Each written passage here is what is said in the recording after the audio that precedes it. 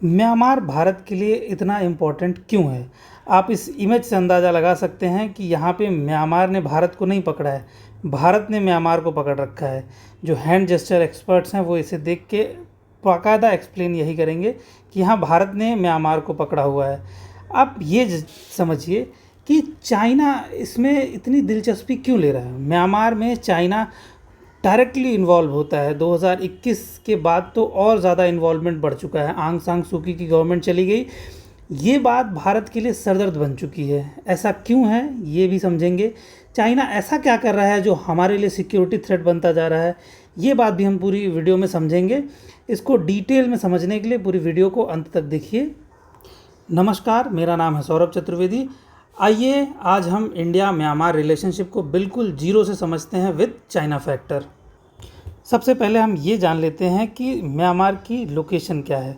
ये दुनिया के 7 कॉन्टिनेंट हैं: Asia, Europe, Africa, south America, north America, Australia and Oceania. तो एशिया कॉन्टिनेंट में म्यांमार आता है। एशिया कॉन्टिनेंट का ये पूरा मैप है। एशिया कॉन्टिनेंट में आप देख पाएंगे ये है हमारा प्यारा भारत। भारत के ईस्ट में आप जब देखेंगे तो यहाँ पे आपको दिखेगा म्यांमार।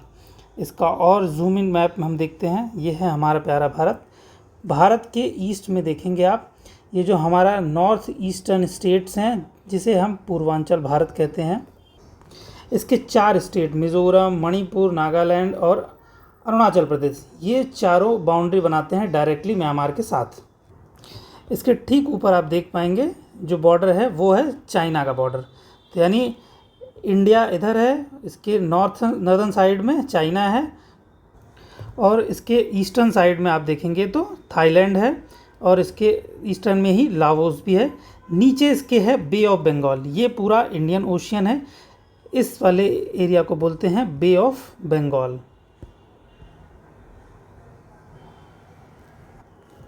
अब आइए हम समझते हैं म्यांमार की बेसिक चीज़ें। देखिए, म्यांमार जो है वो एशियान कंट्री का मेंबर है और बिम्स्टेक का भी मेंबर है। एशियान क्या है वो बता देता हूँ।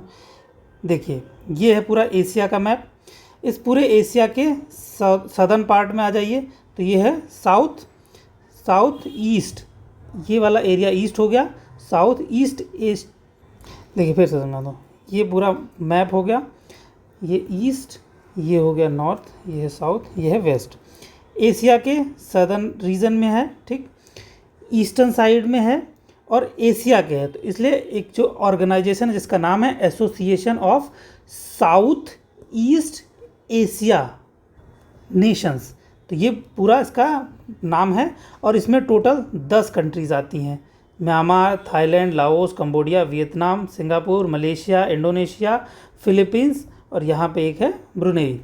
ये टोटल 10 कंट्रीज़ एशियान की मेंबर हैं। नेक्स्ट है जिसका नाम है बिम्स्टेक, हम शॉर्ट में बोलते हैं बट इसका फुल फॉर्म है bay of Bengal initiative for multi sectoral technical and economic corporation. ये है, देखो यहाँ लिखा हुआ है bay of Bengal initiative for multi sectoral technical and economic cooperation. इसके कौन कौन से मेंबर हैं वो देख लेते हैं। देखिए, ये है एशिया का मैप।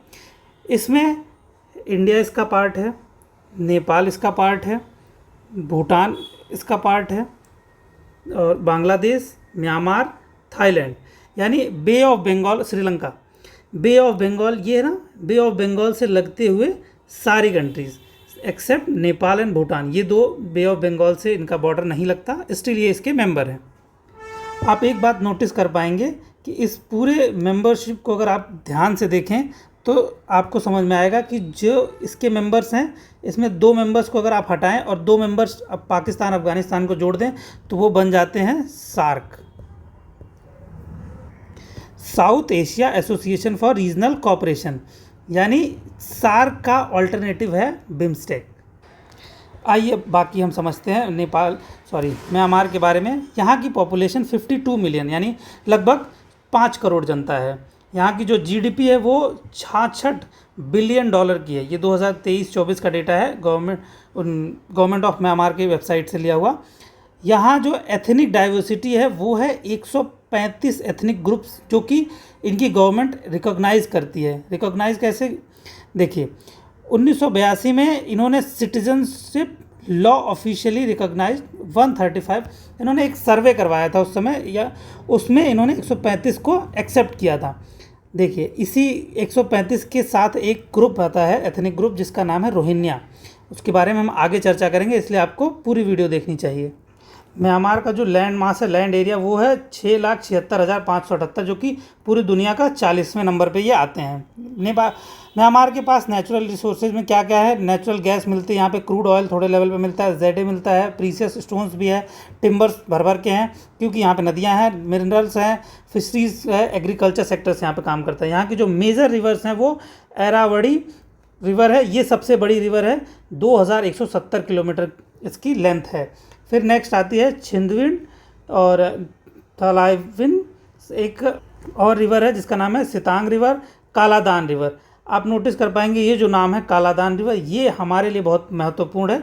इसके बारे में भी आगे वीडियो में आपको समझाऊंगा कि ये रिवर हमारे लिए क्यों इम्पोर्टेंट है। म्यांमार का हिस्टोरिकल बैकग्राउंड देखते हैं, इंडिया के साथ क्या हिस्टोरिकल बैकग्राउंड रहा है। आज से नहीं, एंशियंट टाइम से लगभग 2000 सालों से इंडिया और म्यांमार का रिलेशन रहा है। कल्चरल सिविलाइजेशन का हमारा टाई अप रहा है। फिर जब जैसे जैसे ग्रोथ हुई, बुद्धिज़्म बढ़ना शुरू हुआ, महात्मा बुद्ध का जन्म हमारे नेपाल में हुआ। फिर उसके बाद महात्मा बुद्ध ने अपना पूरा जीवन काल ज़्यादा से ज़्यादा भारत देश में ही बिताया। बोध गया में इन्होंने ज्ञान प्राप्त किया, फिर ये सारनाथ आए, सारनाथ में इन्होंने धर्म चक्र परिवर्तन किया और अंततः ये कुशीनगर में महापरिनिर्वाण को प्राप्त हो गए।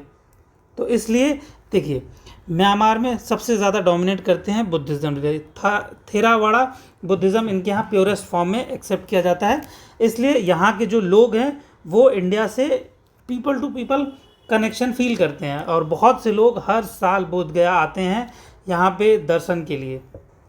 मुग़ल टाइम में भी इनका ट्रेड रूल रहा, लेकिन एक इम्पॉर्टेंट चीज़ बताऊं, जो मुग़ल बादशाह थे उनकी जो आखिरी वारिस थे बहादुर शाह जफ़र, उनकी डेथ यंगून में हुई थी। रंगून में बेसिकली हुआ क्या, ब्रिटिशर्स ने जब 1857 की क्रांति हुई, उस दौरान 1857 की क्रांति के लिए जिम्मेदार किसको माना? बहादुर शाह जफ़र को। उन्हें उठाया और ले जाके रंगून की जेल में रख दिया। बेचारे आखिरी समय अपनी धरती पर भी वापस नहीं आ पाए, रंगून में ही वो एक्सपायर हो गए। और बाल गंगाधर तिलक को ब्रिटिशर्स ने उसी दौरान कैद किया था मंडलेय की जेल, वहाँ पे इन्होंने आज के टाइम पे बाल गंगाधर तिलक की बस्ट भी लगा रखी है। गवर्नमेंट ऑफ इंडिया एक्ट 1935 से पहले ये जो बर्मा है, ये बर्मीज़ वॉर यानी 1824 और 52 1885 3 बार हुई थी। 1885 में फाइनली ये ब्रिटिशर्स के अंडर कंट्रोल में आ गया और 1935 में इन ब्रिटिशर्स ने इंडिया को अलग कर दिया और म्यांमार को अलग कर दिया। उस समय ये बर्मा कहलाता था। तो उसके बाद 1935 के बाद ये इंडिया हमारा जो है ये अलग हो गया। अगर हमारी जगह चाइना होता ना तो बोलता है म्यांमार भी हमारा है, जैसे वो ताइवान को बोलता है। 1947 में इंडिया को आज़ादी मिली, ठीक उसके 6 महीने बाद 4 जनवरी 1948 को इन्हें आज़ादी मिल गई। और उसी के बाद सबसे पहला कोई देश था जिसने इसे रिकॉग्नाइज़ किया, वो था इंडिया। और जो डिप्लोमेटिक रिलेशंस थे वो इमीडिएटली हमारे इनके साथ स्टार्ट हो गए, यानी आज़ाद होते ही 1948 से ही हमारे डिप्लोमेटिक रिलेशंस हो चुके हैं। 1993 में हमारी गवर्नमेंट ने लुक ईस्ट पॉलिसी ले आए। उसके लिए अगर आप ईस्ट में देखेंगे तो सबसे पहले म्यांमार मिलेगा। फिर 2014 में जब गवर्नमेंट बदली तो उन्होंने बोला नहीं, लुक ईस्ट पॉलिसी नहीं, आप कुछ करिए भी, यानी एक्ट ईस्ट पॉलिसी लेके आए। तो 2014 से लेके एक्ट ईस्ट पॉलिसी का अलग अलग वर्जन लॉन्च होता रहा है और उसके तहत बहुत सारे काम भी किए जा रहे हैं। अब हम आगे देखते हैं स्ट्रेटजिक इम्पोर्टेंस क्या है, म्यांमार हमारे लिए इतना इम्पोर्टेंट क्यों है, क्यों चाइना हमें किस पिन पॉइंट पे हमें पकड़ने की कोशिश करता है, जिसकी वजह से ये हमारे लिए एक कहते हैं ना कंटेंशन, बोन ऑफ कंटेंशन बना हुआ है। आप अगर हमारे भारत के ईस्टर्न साइड में देखेंगे तो बांग्लादेश के बाद जो सेकंड कंट्री है जो सबसे ज़्यादा बॉर्डर बनाती है वो है म्यांमार। 1643 किलोमीटर तक का इनका बॉर्डर शेयर होता है। इंटरेस्टिंग बात क्या है, ये पूरा एरिया जो है हमारा, ये देखिए ये जो पूरा एरिया, ये पूर्वांचल हिल्स हैं। हिल्स में सिक्योरिटी बढ़ा पाना, सर्विलांस कर पाना बहुत मुश्किल होता है। आप अगर सैटेलाइट से देखना चाहें तो पेड़ पौधे दिखेंगे, ग्राउंड में जाएंगे तो कहीं पे पहाड़ है, कहीं पे नदियां हैं, ठीक है, बहुत टफ टेरेन है। तो इसलिए बहुत ही इम्पॉर्टेंट हो जाता है कि दो देश आपस में कोऑपरेट करें। अगर म्यांमार हमारे साथ कोऑपरेट करेगा तो हमारे लिए सिक्योरिटी इश्यूज़ आसान हो जाएंगे सॉल्व करना। मैंने आपको बताया 2014 से हमने लुक ईस्ट पॉलिसी को छोड़ के एक्ट ईस्ट पॉलिसी यानी एक्टिव एंगेजमेंट हमारा हो चुका है।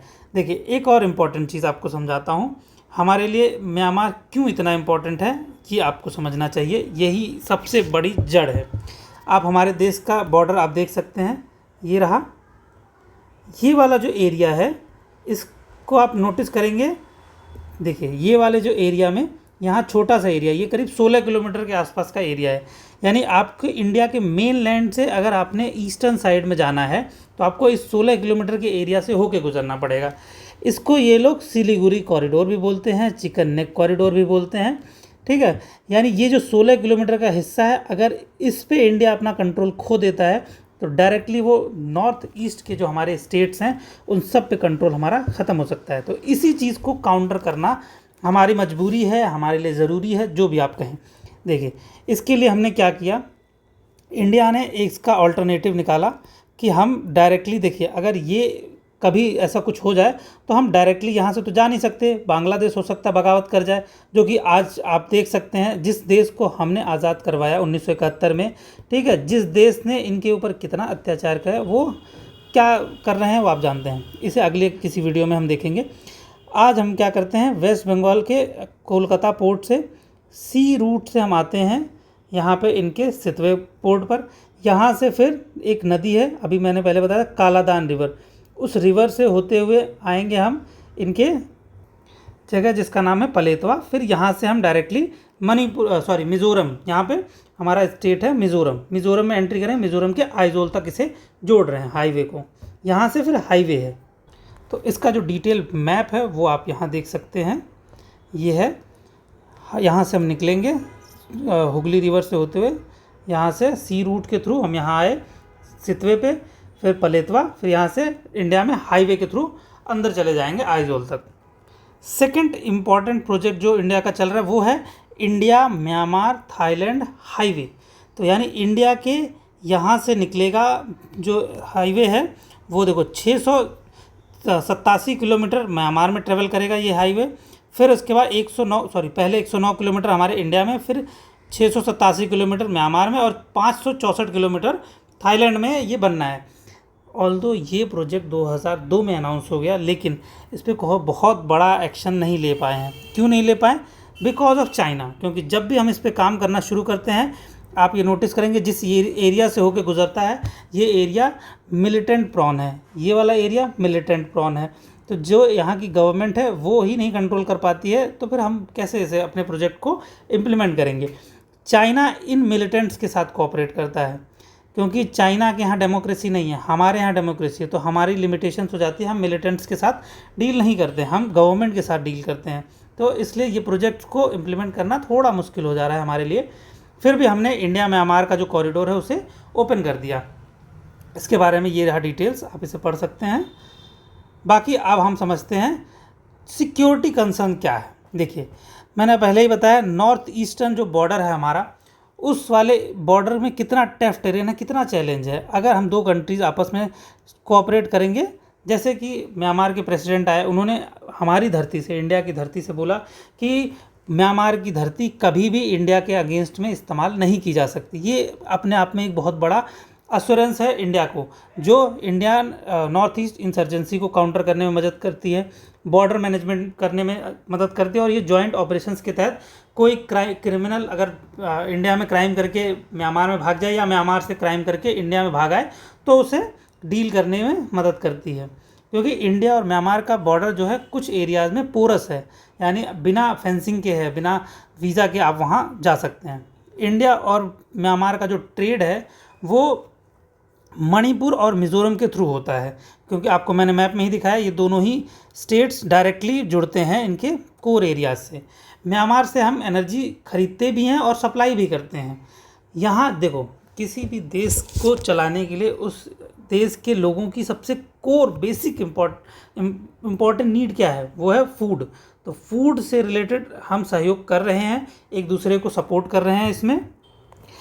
Culture, people to people connections, हमारे हर साल 50,000 से ज़्यादा पिलग्रमेज इंडिया से म्यांमार जाते हैं और म्यांमार से इंडिया आते हैं, क्योंकि बोधि बता दिया मैंने, बुद्धिज़्म है, थेरेवाड़ा बुद्धिज़्म, तो वो इंडिया से इस वजह से ज़्यादा रिलेट कर पाते हैं।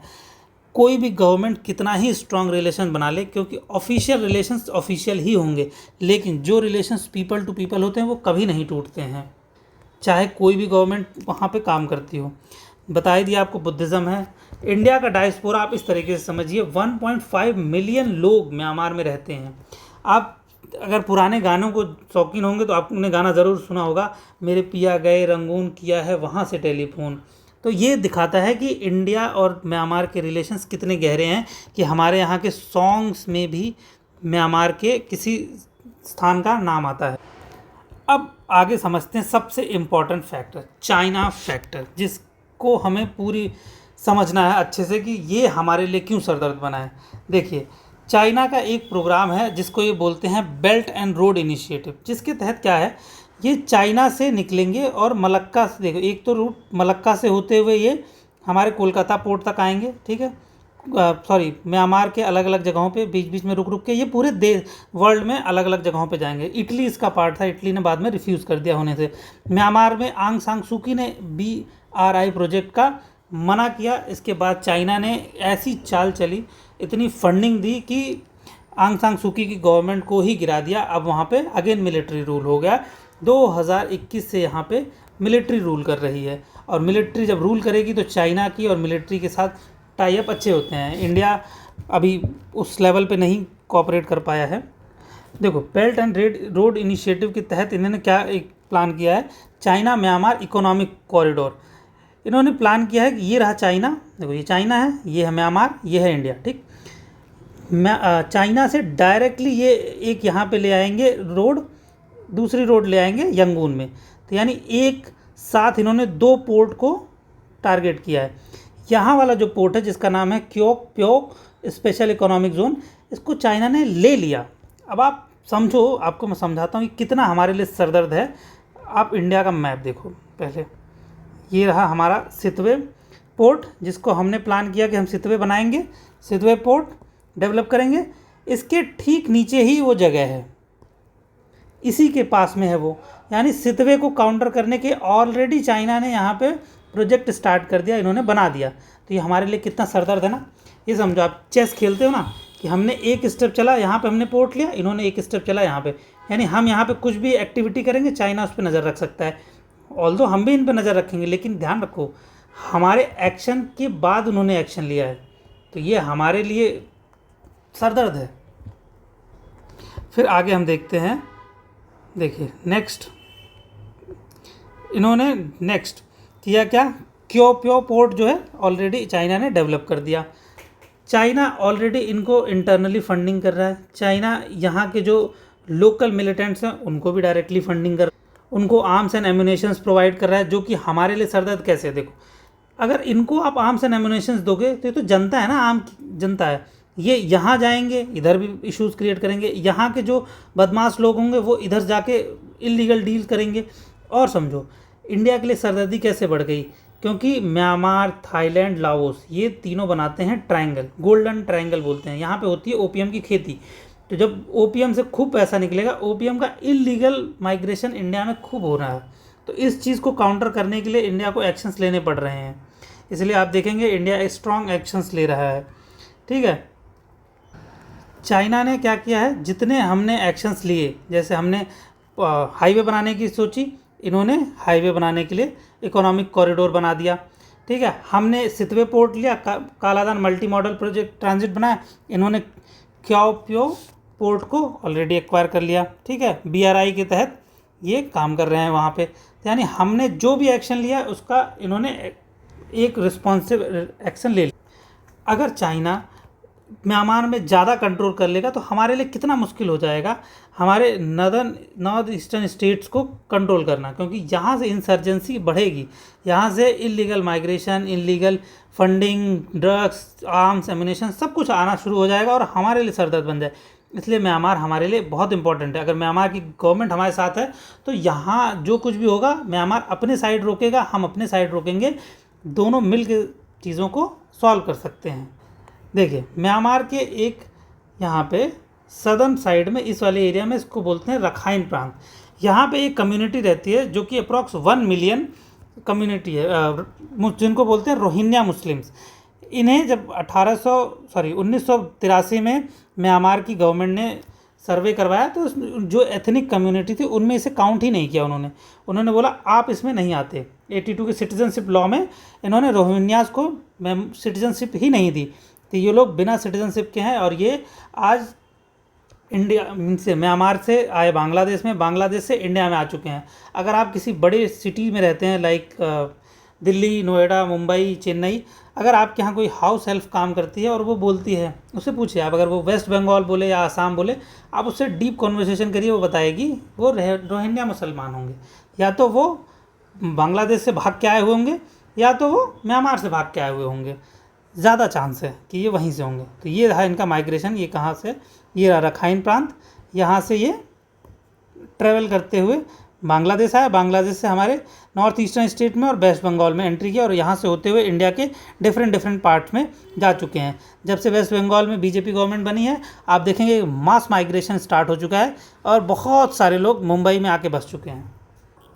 हमारे लिए सबसे बड़ा चैलेंज क्या है कि इलीगल माइग्रेशन हमें रोकना है, ड्रग ट्रैफिकिंग रोकना है, आर्म्स स्मगलिंग को रोकना है और सिविल वॉर होने से भी रोकना है, क्रॉस बॉर्डर क्राइम्स को भी रोक, और जिन प्रोजेक्ट्स को हमने बनाना शुरू किया उनके इंफ्रास्ट्रक्चर्स को बनाने में जो डिले हो रहा है उसे भी हमें रोकना है। देखिए मैंने बताया था मंडलीय जेल कनेक्शंस 1908 से लेकर 1914 तक बाल गंगाधर तिलक यहाँ पे कैद किए गए थे, तो इसलिए उनका एक बस्ट यहाँ पे लगाया गया है। ठीक है, अब आप क्या सोचते हैं कि भारत म्यांमार के बिना अपनी एक्ट ईस्ट पॉलिसी को सफल बना सकता है, चाइना को काउंटर कर सकता है कि नहीं कर सकता है, या फिर हम चाइना को काउंटर करने में फेल हो गए या सफल हुए, या फिर क्या क्या और प्रॉब्लम्स आ सकती हैं? अपने विचार कमेंट बॉक्स में बताइए। जाने से पहले इस क्वेश्चन का आंसर देते जाइए। With reference to Kaladan multi modal transit project consider the following statements. पहला स्टेटमेंट है it connects India with Thailand. दूसरा it includes rail and highway routes. तो इसका सही आंसर क्या है? चलिए मैं आपको बताता हूँ। इसका सही आंसर है डी, नीदर 1 नॉर 2, क्योंकि इंडिया नहीं यहाँ पे म्यांमार है, इंडिया और म्यांमार को कनेक्ट करता है, और रेल नहीं सी को कनेक्ट करता है, ये सी एंड हाईवे को कनेक्ट करता है। मिलते हैं अगली वीडियो में। अगर ये वीडियो अच्छी लगी हो तो इसे लाइक शेयर सब्सक्राइब करिए। तब तक के लिए जय हिंद जय भारत।